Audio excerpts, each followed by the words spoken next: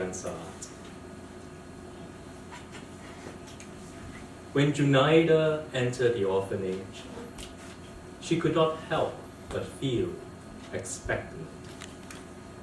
It was just as well that her husband and Haikel preferred to remain in the car.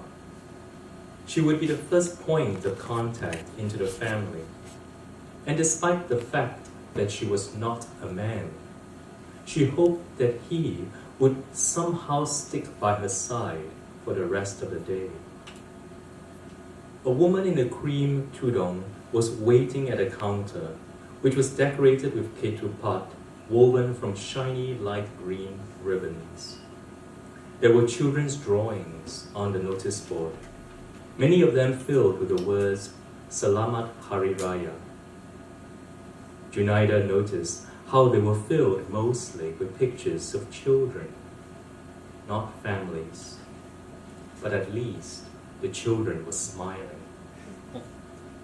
After Junaida had introduced herself, the receptionist checked a list and said, "You're the one who wanted an 8-year-old boy, right?"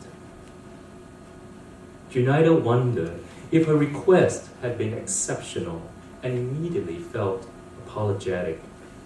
She did not want to come across as someone prone to unreasonable demands.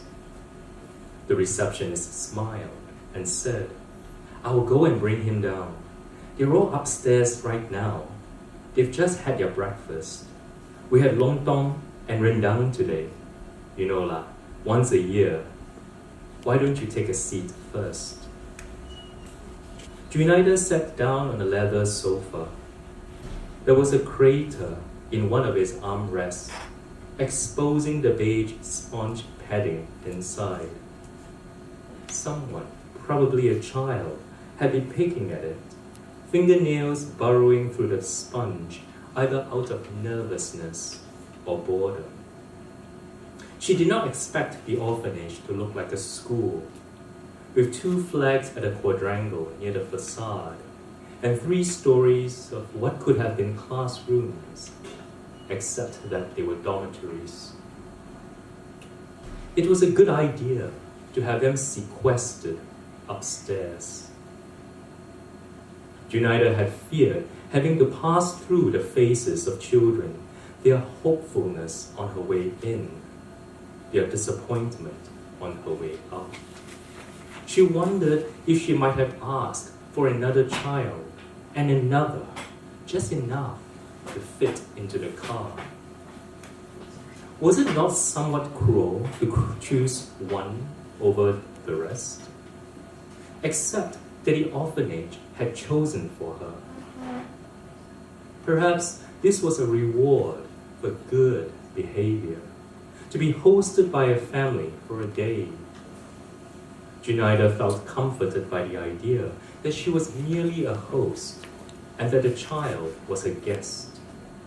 Her role today was to be defined by hospitality, not the construction of an intricate fantasy. She was not going to pretend that the boy was her son. Neither should the boy believe that this family set up was anything more than temporary. Junaida had to admit she had not always been so circumspect. When she had watched the TV magazine program during the fasting month, the one that showcased the children at the Darul Ihsan orphanage, it had affected her so much that she could not sleep properly at night. It made her cry just to relate the story to her husband when he later got home from work. All those children without parents, whose Hari Raya would painfully remind them of only what they lacked. No jars overflowing with cookies and biscuits, no filling their pockets with crisp folded dollar notes. A festival of absence. Her family members didn't know how fortunate they were. It was an obligation to let others partake of their privilege. The next day, she called the orphanage, asked them about a scheme where families could volunteer to provide selected children with a real Hari Raya experience, and signed up. When she put down the phone, she was flushed with that superior happiness that comes about from making other people happy. The receptionist returned 5 minutes later with the boy. His name was Maideen, and she spelled it out for Junaida, a unique English spelling for a name otherwise recognized as Maideen or Maideen. He was dark, a Jawi Peranakan child of Indian, Muslim, and Malay extraction. Junaida did not know many Jawi Peranakans, but it sometimes amused her how the I's in their names became double E's. Fatima, Jamila, Latif.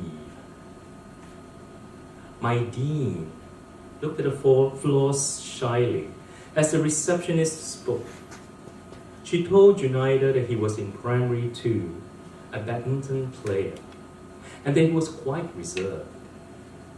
He was wearing his pink satin baju kurung, a color that clashed with his skin tone.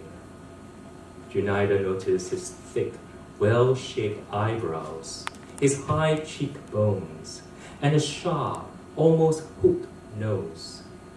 He was tall for his age, and while Junaida believed 8-year-olds were still amorphous, she could already see how this one's features could step out of the haze of youth and solidify. He would turn out to be quite a handsome young man.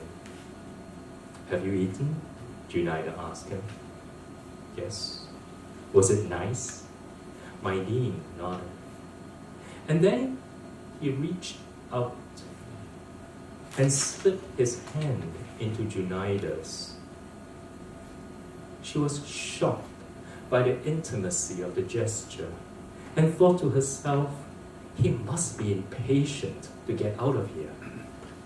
Junaida signed a few forms briskly, thanked the receptionist, and walked out of the building with Maideen. On her way out, she considered the possibility that the act of taking her hand was something almost reflexive for him, having been fostered out to different Hari Raya families year after year. So she had been mistaken about the automatic hand-holding, a gesture not of animal instinct or need, but habit, and perhaps even calculation. "I'm not the first," Junaida thought to herself. A moment later, she found herself beaming in the direction of the family car, beaming to hide her disappointment, beaming as if amused at why she would feel any disappointment in the first place. Alfian Sa'at.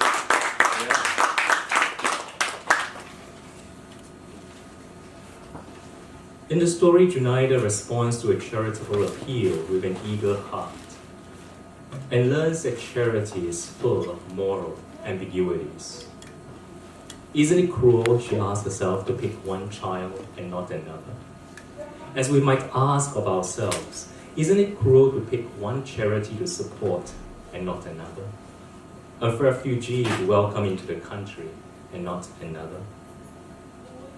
And a charitable heart is liable to construct intricate fantasies of relations and belonging, to imagine that by taking a child